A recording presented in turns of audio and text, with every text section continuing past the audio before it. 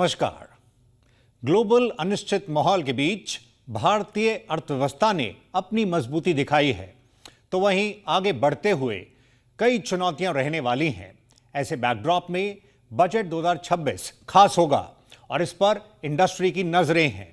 देखते हैं मौजूदा मोमेंटम को बजट कैसे आगे बढ़ाता है।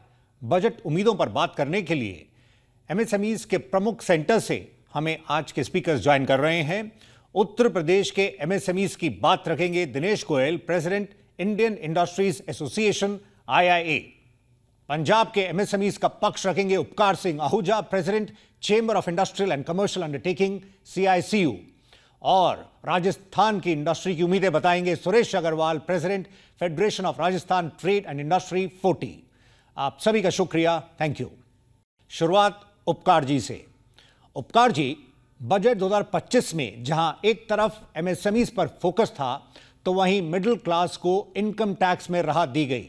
आगे चलते हुए त्योहारी सीजन में जीएसटी रिफॉर्म्स के जरिए सेंटिमेंट्स को बूस्ट करने की कोशिश हुई। बजट 2026 से ठीक पहले इंडस्ट्री का कैसा मूड है? लुधियाना के उद्यमी आपको क्या बता रहे हैं? देखो, जो लुधियाना में अभी इंडस्ट्री का जो सिचुएशन है वो like we are on a cross road. एक तरफ तो इम्पैक्ट है जो यूएस ने टैरिफ लगाया है, क्योंकि यहाँ से काफी एक्सपोर्ट होती थी, और कुछ इंडस्ट्री है जो बहुत ज्यादा डिपेंडेंट थी यूएस पे। उनकी कंडीशन कोई अच्छी नहीं है और they are looking for new markets. Even government has also listed 50 countries जहां पे हमारी एक्सपोर्ट बढ़ सकती है। तो दूसरी तरफ ऑटो इंडस्ट्री है, वाइट गुड्स इंडस्ट्री है, एग्रीकल्चर मशीनरी है, ट्रैक्टर इंडस्ट्री है, जिस पे सरकार ने एक बहुत बड़ा कदम उठाया और फेस्टिवल सीजन के दौरान उन्होंने टैक्स कम कर दी। और मैंने पहली बार देखा कि 10% जीएसटी का कट इंडस्ट्री को या जनरल कंज्यूमर को ये बेनिफिट दिया गया होगा। It is a major, you can say, cut down for the taxes. और even during the December also, जबकि वॉल्यूम कम हो जाते हैं काफी, इस बार उतना ज्यादा इम्पैक्ट नहीं आया और अब जनवरी से बिजनेस वापस अपनी स्पीड पकड़ रहा है। सो ये एक बड़ा एमएसएमई के लिए क्रॉस रोड है कि किस तरफ को जाएं, किस तरफ को ना जाएं। एक जो गवर्नमेंट बजट के थ्रू हमें इम्प्रूवमेंट्स करनी चाहिए हमारी मैन्युफैक्चरिंग सेक्टर में, वो बड़ा इम्पोर्टेंट है। अभी हम हर जगह चाइना की बात होती है, तो हमारा जो अभी भी जो स्केल ऑफ बिजनेस है वो उस लेवल पे नहीं है। हम एटलीस्ट 10-15% पे हैं, जो इसको हमें इम्प्रूव करना चाहिए। उपकार जी, एक तरफ टैरिफ्स तो दूसरी ओर नई संभावनाएं। आइए दिनेश जी का रुख करते हैं। दिनेश जी, 2025 में चुनौतियों के बावजूद अर्थव्यवस्था का प्रदर्शन अच्छा रहा है। उठापटक के बीच भारत पर नजरें हैं। आखिर इस व्यू का दौर में बजट से कैसे सिग्नल्स की उम्मीद है? परिस्थिति का अगर आंकलन करें तो आज हमारा देश 5 ट्रिलियन इकोनॉमी को नॉक कर रहा है और आगे विकसित भारत 2047 के लिए तैयार हो रहा है। तो ऐसे में हम एक्सपेक्ट कर रहे हैं कि यूनियन बजट जो हमारा 2026 में आने वाला है वो इसके इर्द गिर्द, जिसमें एमएसएमई का बहुत बड़ा रोल होने वाला है, क्योंकि जब तक एमएसएमई से 50% कंट्रीब्यूशन जीडीपी में नहीं होगा, खासतौर से मैन्युफैक्चरिंग सेक्टर से 30%, 25 से 30% का नहीं होगा, तब तक नहीं हो पाएगा। तो एज राइटली सेड, अभी 10% का योगदान मैन्युफैक्चरिंग सेक्टर से है और सर्विस सेक्टर से बाकी की कंट्रीब्यूशन होकर 30% के करीब एमएसएमई से कंट्रीब्यूशन आ रहा है। तो मैन्युफैक्चरिंग सेक्टर को बढ़ावा देने के लिए आज मैं समझता हूँ सरकार एलोकेशन करेगी। आज हम ऑस्ट्रेलिया हो, चाहे अफ्रीका हो, चाहे यूरोप हो, चाहे मिडल ईस्ट हो, साउथ ईस्ट एशिया हो, तो इसमें सब में अपने अपने, मुझे लगता है इंडियन गवर्नमेंट जरूर यहाँ पर लिटरल मार्केट्स, डिपार्टमेंटल स्टोर्स वगैरह, इंडियन स्टोर्स, बड़े स्टोर्स क्रिएट करेगी और एक्सपोर्टर्स को वहाँ पर रेंटल स्पेसेस देकर उनके डायरेक्ट सेलिंग करने की बात रखेगी। उसके अलावा वर्चुअल मार्केट डेवलप होगी, वर्चुअल मार्केट के साथ वर्चुअल पेमेंट गेटवेज तैयार होंगे, जिससे मार्केट एक्सपैंड होगी, तभी जो है हम लोग अपनी मैन्युफैक्चरिंग को बढ़ा पाएंगे। हमारा जो कॉम्पिटिटिवनेस है उसको बनाए रखने के लिए हमारे जो सेंटर ऑफ एक्सीलेंस है, हमारी जो बाहर से देश विदेश से टेक्नोलॉजी है, न्यू प्रोडक्ट्स हैं और जो डेटाबेस पर काम करने की जरूरत है। Suresh ji, global supply chains realign हो रही हैं उपकार जी ने और दिनेश जी ने मैन्युफैक्चरिंग को मजबूती देने की बात रखी है। आपके मुताबिक लोकल मैन्युफैक्चरिंग को कैसे बढ़ावा दिया जा सकता है, साथ ही इंपोर्ट पर निर्भरता कम करने के लिए क्या करना होगा? आज पूरी दुनिया में इंडिया का अगर कहीं कंपटीशन है तो वो चाइना है। चाइना क्या करता है, कैसे प्रोडक्शन की कॉस्ट कम करता है और कैसे मार्केट में जाना होता है, इसकी उनको सरकार की तरफ से बहुत सारी हेल्प मिलती है मार्केटिंग तक की। सबसे बड़ी जिम्मेवारी है इंडस्ट्री की। जो लैंड है आज की तारीख में इंडिया में हर स्टेट में बहुत ज्यादा महंगी है। सरकार अगर इंडस्ट्री लगाने के लिए लॉन्ग टर्म चाहे वो लीज पे दे, सरकार का पहला काम है कि लोगों को जो इंडस्ट्री लगाना चाह रहा है, जितने टाइम में लगाना चाह रहा है, उसकी एक पॉलिसी डिसाइड करे और लोगों को लैंड फ्री या एक मिनिमम लीज पे 100 साल की लीज पे दी जाए। जितना टाइम वो इंडस्ट्री चलाएगा, जितने टाइम उसके बाद वो सरकार की हो जाए, चाहे या वो नहीं लगा पाए तो भी हो जाए। पर अगर हमारी वो वहां कॉस्ट कम होती है तो हम उस कॉस्ट को दूसरी जगह यूज कर सकते हैं। आज की तारीख में इलेक्ट्रिसिटी का हमारा बोझ बहुत है। जैसे सरकार ने पिछली बार जो बजट आया था उसमें घरेलू उत्पादन पे सरकार ने सब्सिडी दी थी। हमारा ये कहना है कि सरकार को इंडस्ट्रियल सोलर पे स्पेशल सब्सिडी देनी चाहिए ताकि इलेक्ट्रिसिटी कॉस्ट उसकी कम हो। अभी स्कीम बदली है मनरेगा की, लेबर को भी इंडस्ट्री के साथ जोड़ा जाना चाहिए। अगर वहां से सरकार कुछ इंसेंटिव देती है तो हमारी प्रोडक्शन कॉस्ट मैं ये समझता हूँ 3-4-5% तक कम हो सकती है। और 5% का मतलब है कि हम चाइना का कंपटीशन कर सकते हैं।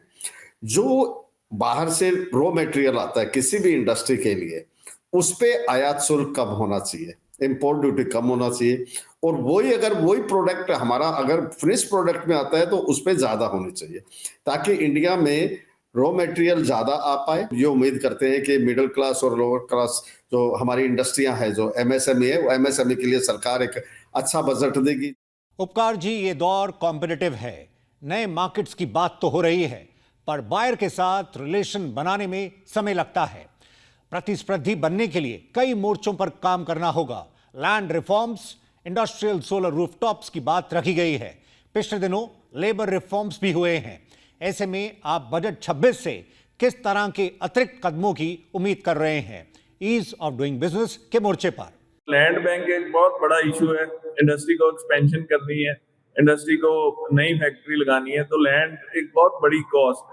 तो लैंड में देखो, लैंड के लिए इंडस्ट्री में जो कई हमारे पड़ोसी देश हैं, उन्होंने प्लग एंड प्ले फैक्ट्रीज का फैसिलिटीज दी है कि आपको खाली आप बता दो इतनी आपको जगह चाहिए, आपको मशीनें लानी है और वहां लगानी है, बाकी एवरीथिंग विल बी रेडी। बहुत सी सरकारें जैसे पंजाब गवर्नमेंट ने काफी रिफॉर्म्स किए हैं। अभी राइट टू बिजनेस एक्ट आया और ईज ऑफ डूइंग बिजनेस पे हर स्टेट बड़ा काम कर रही है और इसको और थोड़ा सिंप्लीफाई करने की जरूरत है। अभी भी नए अगर क्लियरेंस आपको लेनी है, फैक्ट्री लगानी है, तो उसको 6 महीने लग जाते हैं एवरेज। उसको रिड्यूस करके it should not more than 1 month. हमें कहाँ बेनिफिट दे सकती है? In Ludhiana at CACU we have set up AI lab, तो जहाँ पे हम how to improve the quality with AI, how to reduce the manufacturing cost, इस पे काम कर रहे हैं।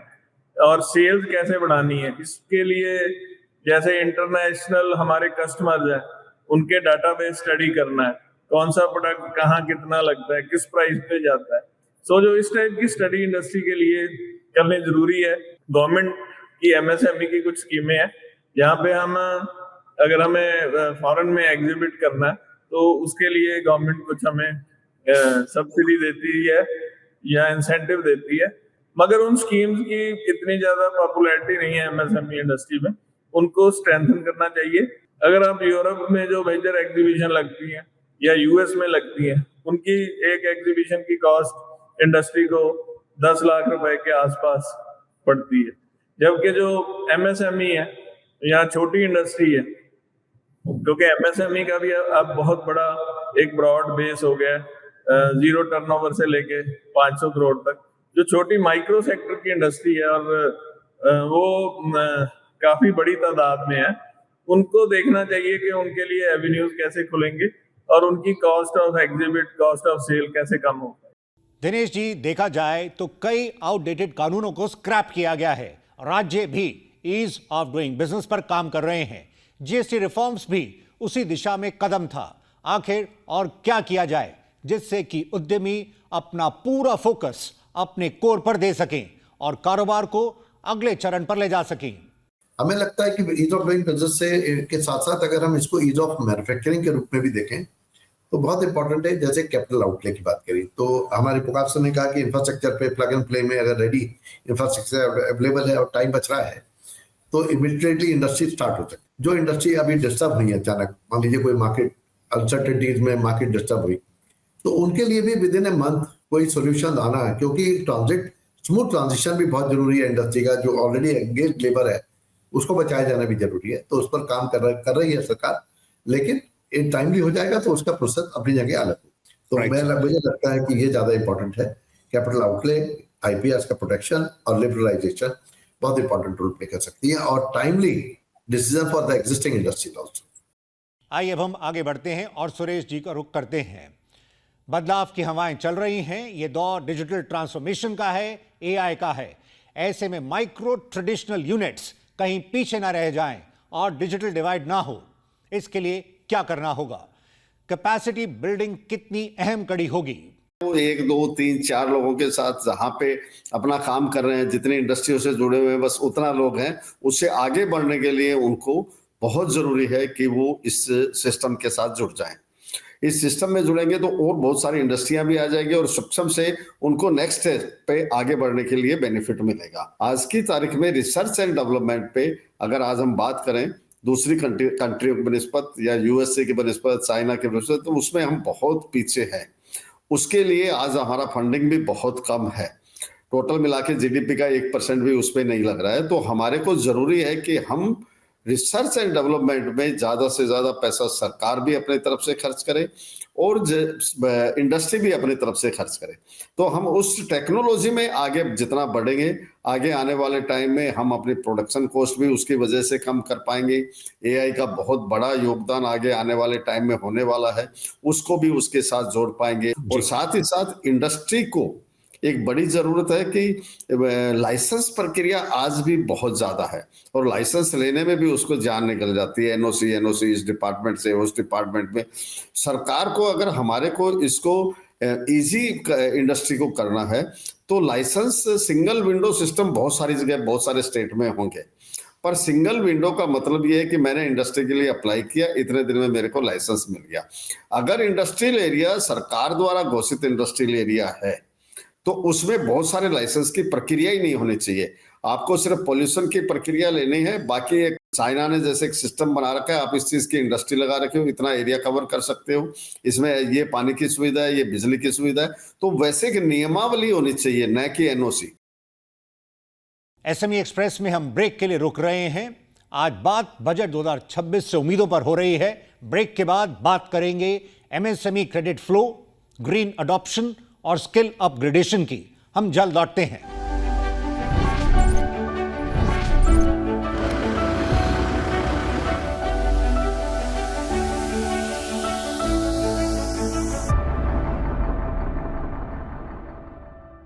आप देख रहे हैं एसएमई एक्सप्रेस। बजट 26 पर हम इंडस्ट्री की विशलिस्ट का जायजा ले रहे हैं। हमारे साथ मौजूद हैं दिनेश गोयल, उपकार सिंह आहूजा और सुरेश अग्रवाल। बातचीत को आइए आगे बढ़ाते हैं। उपकार जी, जहां तक बात एमएसएमई क्रेडिट फ्लो की है, फॉर्मल फाइनेंसिंग की है, आप क्या उम्मीद कर रहे हैं? साथ ही अनिश्चित दौर में स्ट्रेस में आए खातों को कैसे सपोर्ट करना होगा? अगर जैसे कोई एमएसएमई पे बुरा दौर आ जाता है, जैसे कोविड के टाइम में काफी बुरा टाइम आया, अभी जिनकी एक्सपोर्ट बंद हो गई है, जिनकी डिपेंडेंसी बहुत थी यूएस पे, उनके लिए क्विक क्रेडिट, कोई उनको एग्जिस्टिंग लिमिट का 20% एक क्रेडिट दे देना चाहिए for a certain period of time. और इसके अलावा भी जो क्रेडिट का हमारा जो काम है, जो हमारी इक्विपमेंट फाइनेंसिंग है, क्योंकि अगर हमारी कैपेसिटी देखो तो बड़ी कैपेसिटी बिल्डिंग की जरूरत है। मैं लुधियाना बाईसाइकिल का सिटी है, अगर चाइना 3 करोड़, हम 3 करोड़ साइकिल बनाते हैं, वो 30 करोड़ साइकिल बनाता है, तो वो 10 टाइम्स अहेड है। ऐसे ही आप ऑटो कंपोनेंट्स में ले लो, गाड़ियों में ले लो, एग्रीकल्चर मशीनरी में ले लो, उसका एक बहुत बड़ा कारण है कि यहाँ पे जो इंटरेस्ट कॉस्ट है इक्विपमेंट फाइनेंस पे या कैपिटल गुड्स पे बहुत ज्यादा है। वो एवरेज आप समझो कि 7% और 12% के बीच में, जबकि दूसरे कंट्रीज, अब जापान चाइना की बात करते हैं तो वो 3% 4% पे फाइनेंसिंग हो जाती है। उपकार जी, आगे बढ़ने के लिए इंडस्ट्री को लेटेस्ट इक्विपमेंट्स की जरूरत है। आप इंटरेस्ट कॉस्ट का जिक्र कर रहे हैं, वहीं आप ट्रेडिशनल इकाइयों के टेक्नोलॉजी अपग्रेडेशन पर क्या राय रखते हैं? टेक्नोलॉजी हमारी बहुत पीछे है, हम माने या ना माने। बजट में भी गवर्नमेंट ने कुछ काम करना शुरू किया है, मगर जो हमारे CSR फंड है, अगर हम 5 साल के लिए उनको उसका 50% should be spent on technology upgradation. तो अगर हम ऐसे कर दें, आप टेक्निकल टेक्सटाइल की बात करो, आप ऑटोमोटिव इंडस्ट्री की बात करो, आप किसी भी इंडस्ट्री को पकड़ लो, टेक्नोलॉजी की इम्प्रूवमेंट की बहुत ज्यादा जरूरत है और इसको स्ट्रेंथन करना चाहिए। सरकार को इसकी तरफ काम करना चाहिए। एक सिबिल का बहुत बड़ा इशू आता है। सिबिल की जो स्कोरिंग है, हर बैंक उसको फॉलो करने लग गया, मगर सिबिल में बहुत सी त्रुटियां हैं।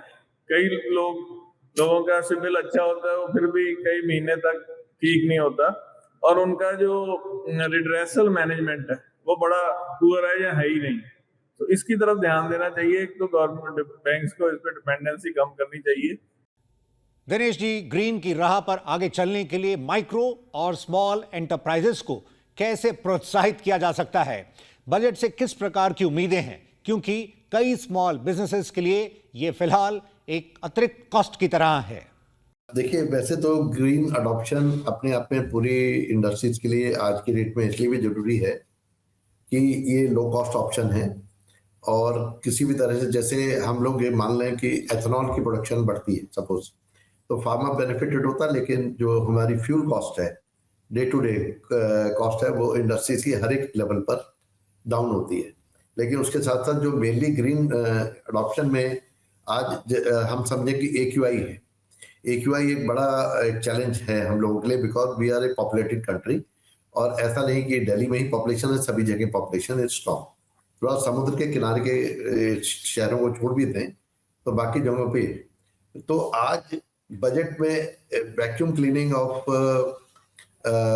रोड्स वेरी इंपॉर्टेंट, क्योंकि वही डस्ट सर्कुलेट हो रही है बार बार, और फाइन डस्ट भी AQI का एक पार्ट है।